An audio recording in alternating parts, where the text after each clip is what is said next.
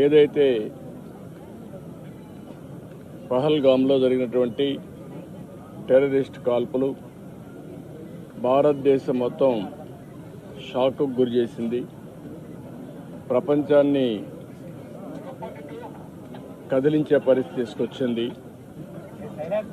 అతి దారుణంగా విహారయాత్రకు పోయినటువంటి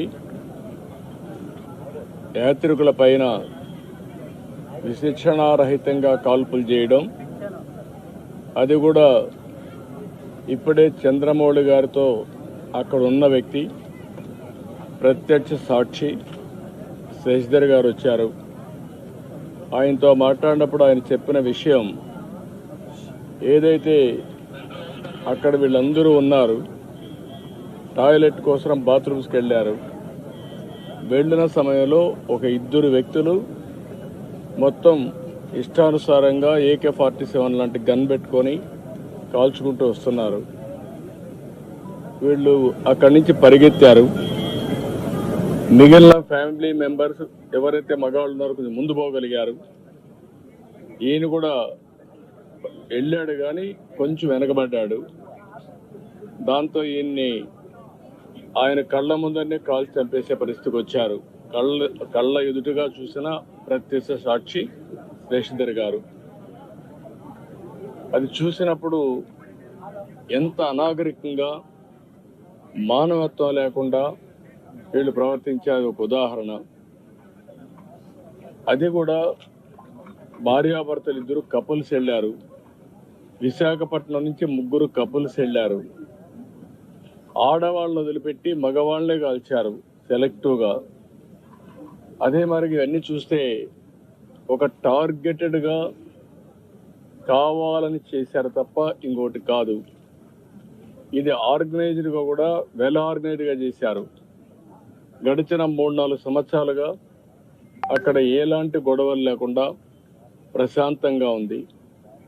మళ్ళీ అక్కడ అభివృద్ధి జరుగుతూ ఉంది. అదే మరి అక్కడ ఉపాధి కానీ పెద్ద ఎత్తున అనేక కార్యక్రమాలకు నాంది పలికే పరిస్థితి వచ్చింది. కాశ్మీర్ అంటే భారతదేశంలో ప్రతి ఒక్కరికి కూడా ఒక అనుసంధానం ఉంది. ఇది ఒక సుందరమైన ప్రాంతం, మన దేశంలో అత్యంత ముఖ్యమైన ప్రాంతం అనే అభిప్రాయం అందరిలో ఉంది. అలాంటి దగ్గర ఇటీవల ఎలక్షన్ చేయడం, ప్రజాస్వామ్యాన్ని కూడా పునరుద్ధరించడం, టెర్రరిస్టుల్ని పూర్తిగా నిర్మూలించి, టెర్రరిజాన్ని నిర్మూలించి ఈరోజు అభివృద్ధికి శ్రీకారం చుట్టే పరిస్థితి వచ్చింది. అలాంటి సమయంలో ఇలాంటి సంఘటన జరగడం చాలా బాధాకరం. దీన్ని భారతదేశంలో ఉండే ప్రతి ఒక్కరు కూడా తీవ్రంగా ఖండించాల్సిన అవసరం ఉంది. ఇలాంటి టెర్రరిస్టులు భారతదేశాన్ని ఏమీ చేయలేవు. భారతదేశంలో ఒక సుస్థిరమైన ప్రభుత్వం ఉంది, సమర్థవంతమైన నాయకత్వం ఉంది, ధీటుగా ఎదుర్కొనే శక్తి సామర్థ్యాలు కలిగిన ప్రభుత్వం. అలాంటి కేంద్ర ప్రభుత్వంలో ఉండే ఈ ప్రభుత్వం మీద ఇలాంటి చిన్న చిన్న సంఘటనలతో ఏదో కావాలని డిస్ట్రాక్ట్ చేయాలని ప్రయత్నం చేయడం, ఇది వాళ్ళ అవివేకం తప్ప ఇంకోటి కాదు. ఏదేమైనా ఇలాంటి క్లిష్ట పరిస్థితులు వచ్చినప్పుడు దేశం అంతా కూడా సమైక్యంగా నిలబడాల్సిన అవసరం ఉంది. అందరం కూడా నరేంద్ర మోడీ గారి యొక్క నాయకత్వం కింద సెంట్రల్ గవర్నమెంట్ చేసే ప్రతి ఒక్క కార్యక్రమానికి మనం సంఘీభావాన్ని తెలియజేయాల్సిన అవసరం ఉంది. ఇది దేశ సుస్థిరతకు సంబంధించిన విషయం. అలాంటి సమగ్రత, సుస్థిరత దెబ్బతీసే పరిస్థితి ఎలాంటి వ్యక్తులు చేసినా, ఎలాంటి శక్తులు చేసినా దాన్ని ధీటుగా ఎదుర్కొంటామని మనం సమాధానం చెప్పాల్సిన బాధ్యత, అవసరం కూడా ఉంది. అందుకే ఈరోజు దేశం అంతా కూడా ఎవరైతే చనిపోయారో చాలా బాధేస్తుంది. వాళ్ళని మళ్ళీ తిరిగి తేలేం. మన రాష్ట్రంలో ఇద్దరిని పోగొట్టుకున్నాం. ఇక్కడే చంద్రమౌళి, అదే మరిగా మధుసూదన్ కావల్లో. వీళ్ళిద్దరూ కూడా, మధుసూదన్ అయితే ఒక IT ప్రొఫెషనల్, ఈయనైతే SBIలో పనిచేసి రిటైర్ అయ్యి నాగమణి ఆయన వైఫ్తో కూడా కలిసి 3 కపుల్స్ వెళ్ళారు. వాళ్ళ బాధ చూసినప్పుడు ఎవరైతే ఆయన సిస్టర్లో ఇప్పుడు చూసాం, కుటుంబం కుంగిపోయే పరిస్థితికి వచ్చారు. ఏది ఏమైనా ఇలాంటి సమయంలో ప్రజల్లో చైతన్యం తేవలసిన బాధ్యత మనందరిపైన ఉంది. అందరం కూడా ఒకే మాట పైన నిలబడాల్సిన అవసరం ఉంది. ప్రధానమంత్రి చేసే ప్రతి ఒక్క కార్యక్రమానికి సంఘీభావాన్ని తెలియజేయడమే కాకుండా మనం అందరం కూడా ఆయనకు పూర్తి సహకారాన్ని అందించాల్సిన అవసరం ఉంది. ఇది జరగాలంటే ప్రతి ఒక్క దగ్గర చైతన్యం తీసుకురావాల్సిన బాధ్యత మన పైన ఉంది. అక్కడక్కడ టెర్రరిస్టులు చూస్తున్నాం. వీళ్ళ ఇష్ట ప్రకారం ఇన్ఫిల్టర్ అయ్యే ప్రమాదం కూడా ఉంటుంది. కాబట్టి బార్డర్లో జాగ్రత్తగా ఉండాలి. ఎప్పటికప్పుడు ఏదైనా డౌట్స్ ఉంటే అలాంటి వ్యక్తుల పైన మనం కూడా నిఘా వేయాల్సిన బాధ్యత కూడా ఉంటుంది. ఇవన్నీ చేయడం కోసం మనం అందరం మళ్ళీ సంఘీభావాన్ని తెలియజేస్తూనే సమగ్రతను కాపాడుకునే బాధ్యత తీసుకురావాలని ఈరోజు మేమందరం కూడా ప్రజాప్రతినిధులు ఇక్కడికి వచ్చాం. తప్పకుండా ఆ కుటుంబాలకు అండగా ఉంటాం. అందుకే ఆంధ్రప్రదేశ్ ప్రభుత్వం తరపున ఆ కుటుంబానికి ఇద్దరికి కూడా చెరి 10 లక్షల రూపాయల ఆర్థిక సహాయం కూడా చేస్తాం. ఎందుకంటే ఒక సంఘీభావాన్ని తెలియజేస్తూ మనం అందరం కూడా ఆ కుటుంబాలకు అండగా ఉండి ఆ కుటుంబాలు నిలదొక్కుకోవడానికి ఏమేం చేయాలో అన్ని చేయడానికి మనం ముందుకు రావాలి. ఆ శక్తి మనకుంది. చనిపోయినటువంటి చంద్రమౌళి గారికి ప్రగాఢ సానుభూతి, కుటుంబ సభ్యులకు సానుభూతి తెలియజేస్తూ ఆయన ఆత్మకు శాంతి కలగాలని భగవంతుణ్ణి ప్రార్థిస్తూ మరొకసారి ఆ కుటుంబానికి ధైర్యం చెప్తూ సెలవు తీసుకుంటాం.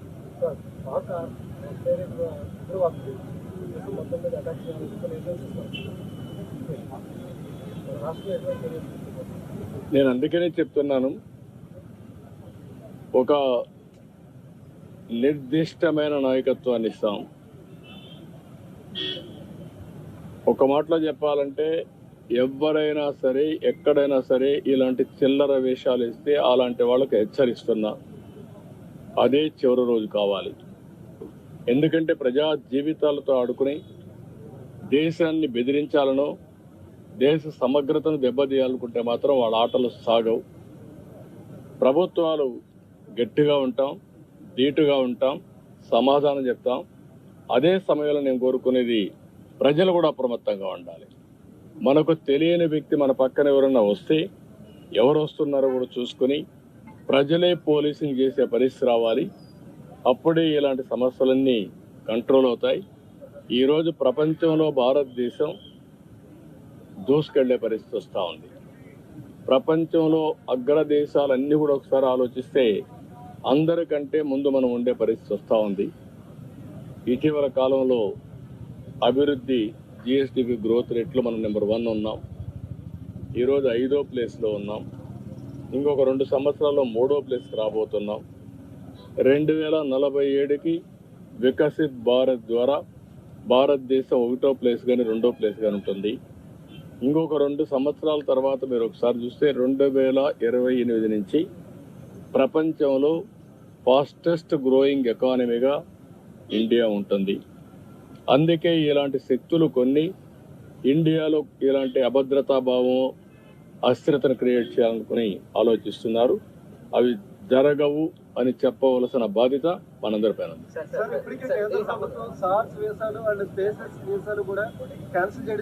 రెండు దేశాల మధ్యలో ఉన్న అంటే పాకిస్తానీలు ఎవరైనా ఇండియాలో ఉండుంటే 48 hours లో బయటకు వెళ్ళిపోవాలని చెప్పి చర్చలు జరిగింది. దీన్ని ఏ విధంగా చూడాలి సార్?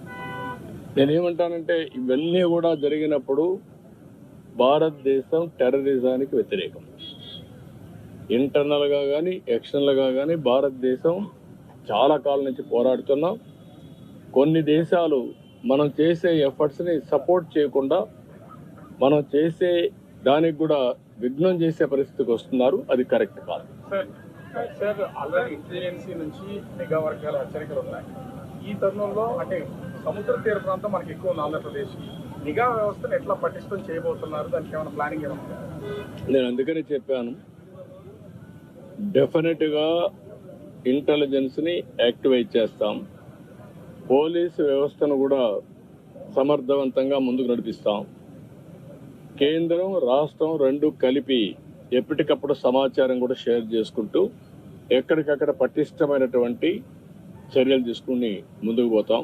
మీరు అన్నట్టు మనకు వచ్చింది అంటే మెయిన్గా సముద్ర తీరం ఎక్కువ ఉంది, వల్నరబిలిటీ కూడా ఎక్కువగా ఉంటుంది. అలాంటి సమయంలో జాగ్రత్తగా ఉండడమే కాకుండా అప్రమత్తంగా ఉండాల్సిన బాధ్యత మన పైన ఉంది. డెఫినెట్గా ఉంది. సార్, అమెరికా అధ్యక్షుడు ఇండియా పర్యటనలో ఉన్నారు. గతంలో కూడా ఇలాంటి పరిస్థితి వచ్చింది, గతంలో కూడా వచ్చింది సార్. అంటే ఏం చెప్తారు సార్ దానికి సంబంధించి? అంటే మోదీ గారు కూడా ఇండియాలో లేనప్పుడు ఈ అటాక్ జరగడం అధికారుల కుట్ర కూడా ఉందని చెప్తున్నారు సార్. దాని నేనేమంటానంటే ప్రతి ఒక్క దానికి కూడా ఒక ప్లానింగ్ ఉంటుంది, ఒక టైమింగ్ ఉంటుంది. ఇలాంటి టైమింగ్ ఎంచుకోవడం కూడా మీరు చెప్పినట్టు కూడా అనుమానం వచ్చే పరిస్థితి వస్తుంది. అమెరికా వైస్ ప్రెసిడెంట్ ఇక్కడ ఉండడం, మన ప్రధానమంత్రి విదేశాల్లో ఉండడం, ఆ టైమింగ్లో జరగడం అనేది చాలా బాధాకరం. దీన్ని కూడా ప్రజలందరూ కూడా అర్థం చేసుకోవాల్సిన అవసరం ఉంది. ఇది కూడా కుట్ర కోణంలో ఒక భాగంగా ఉండే అవకాశం కూడా ఉంటుంది. సార్, రేపు రాజ్నాథ్ సింగ్ గారి ఆధ్వర్యంలో అఖిలపక్ష మీటింగ్ జరగబోతుంది. దీని యాజ్ ఎ పార్ట్ ఆఫ్ ఎన్డీఏగా మీరు ఎటువంటి సూచనలు ఇవ్వబోతున్నారు ఈ మీటింగ్? అన్ని విధాల ఈరోజు మనం గుర్తుపెట్టుకోవాల్సింది ఎన్డీఏనే కాదు, వివిధ రాజకీయ పార్టీలు, మేధావులు, ప్రజలు, లేకపోతే వివిధ వర్గాలకు సంబంధించిన ప్రతి ఒక్కరు కూడా ఆలోచించుకుని మనలో ఒక అవేర్నెస్ రావాలి. పూర్తిగా కేంద్రాన్ని సహకరించే పరిస్థితి రావాల్సిన బాధ్యత అందరిపైన ఉంది. అందుకే నేను ఒకటే చెప్తున్నా, నేషన్ ఫస్ట్, దేశం ఫస్ట్, తర్వాతనే ఏ వ్యక్తి అయినా ఏ ప్రాంతమైనా. ఈరోజు ఈ దేశానికే ఒక సవాలు విసిరే విధంగా కొంతమంది టెర్రరిస్ట్ మూక ఇలాంటి కార్యక్రమం చేసినప్పుడు ప్రతి ఒక్కరికి ఆ బాధ్యత ఉంది. ప్రతి ఒక్కరు కూడా దేశభక్తితో ముందుకొచ్చి ఇలాంటి చర్యల్ని ప్రతిఘటించడమే కాకుండా ఎంత వీలైతే అంత స్ట్రాంగ్గా ఖండిస్తే తప్ప మన రాష్ట్రాన్ని, మన దేశాన్ని మనం కాపాడుకునే పరిస్థితి ఉండవు. ఈ ఇన్సిడెంట్ జరిగిన తర్వాత ఒక వర్గం పైన విపరీతమైన ట్రోలింగ్ జరుగుతూ ఉంది. దీని మీద మనం ఏమైనా అంటే ఇప్పుడు ఇక్కడ జరిగేది ఏంటంటే మన వర్గాలు కాదు ఇక్కడ కావాల్సింది. ఈ దేశంలో పుట్టిన ప్రతి ఒక్క వ్యక్తి దేశభక్తితో దేశ సమగ్రత కోసం పనిచేయాలి. విదేశాల నుంచి వచ్చి ఈ దేశాన్ని అస్థిరత చేయాలనుకుంటే మాత్రం అలాంటి శక్తుల పట్ల రాజీ లేని పోరాటం చేయాలి, చేస్తే. సోషల్ మీడియాలో విపరీతమైన ట్రోల్ జరుగుతుంది. దీనికి సంబంధించి ప్రభుత్వం వైపు నుంచి అటువంటి పోస్టుల మీద ఏమన్నా? అవన్నీ కూడా విల్ కంట్రోల్. మనకు కావాల్సింది ఎక్కడి నుంచి వచ్చింది, కేంద్రం ఒక డైరెక్షన్ ఇస్తుంది, ఆ డైరెక్షన్ అందరూ ఫాలో కావాల్సిన అవసరం. రాష్ట్ర వ్యాప్తంగా ఏదైనా ప్రత్యేకమైనటువంటి నిఘా ఏర్పాటు చేసే అవకాశం ఉండదు. మేము అప్రమత్తంగా ఉంటాం, అన్ని విధాల డెసిషన్ తీసుకుంటాం ఎప్పటికప్పుడు. ఎలా గుర్తిస్తారు సార్? దానికి ఒకటే మార్గం, కొన్ని ఇంటెలిజెన్స్కి కానీ కేంద్రం నుండి ఐబీకి కానీ కొన్ని సోర్సెస్ ఉంటాయి, దాని ద్వారా వాళ్ళు చేస్తారు. అందరికంటే ముఖ్యంగా ప్రతి ఒక్కరూ ఒక ఇంటెలిజెంట్ ఆఫీసర్గా మీరు పనిచేయాలి. ప్రజలే అప్రమత్తంగా ఉండాలి. మీ పక్కన ఉండేది మీకు తెలియదా? తెలుస్తుంది. మీకు అనుమానం వచ్చినప్పుడు ఒక బాధ్యతతో దాన్ని ఇంటెలిజెన్స్ వర్గాలకు కానీ పోలీసు వర్గాలకు తెలియజేసే బాధ్యత మీ పైన ఉంది. అది తెలియజేయాల్సిన అవసరం. ఉగ్రవాదుల పైన సర్జికల్ స్ట్రైక్ లాంటివి జరిగినా కూడా వాళ్ళు మార్పు రావట్లేదు. అంటే ఎప్పుడైతే ఇవన్నీ ప్రపంచం అంతా కూడా ఖండిస్తూ ఉంది, కొన్ని దేశాలు కొంతమంది వ్యక్తులు దీన్ని సహకరించే పరిస్థితి వస్తున్నారు. అలాంటప్పుడు మళ్ళీ సమగ్రతను కాపాడుకోవాలంటే పోరాటం తప్ప, పటిష్టంగా ముందు పోవడం తప్ప వేరే మార్గం లేదు. ఒకటి కాదండి, అన్ని ఆల్ టెంపుల్స్ కాదు, అన్ని ఆల్ ప్రార్థనాలయాల పైన శ్రద్ధ పెట్టాల్సిన అవసరం.